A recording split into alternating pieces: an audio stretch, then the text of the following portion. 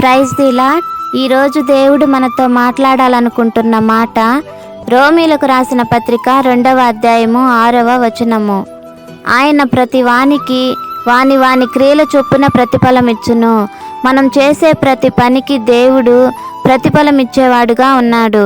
మనం ఏ చెట్టు నాటితే ఆ చెట్టు ఫలములనే పొందుకుంటాం. మామిడి చెట్టు నాటితే మామిడి ఫలాలు, యాపిల్ చెట్టు నాటితే యాపిల్ ఫలాలు ఫలిస్తాయి. అయితే ప్రభు చెప్పినట్లు మంచి చెట్టున కాని ఫలములు, పనికి మాలిన చెట్టున మంచి ఫలములు ఫలించవు. అదే రీతిగా ప్రతి మనుషుడు తన క్రియలను బట్టి ప్రతిఫలమును పొందుకుంటాడు.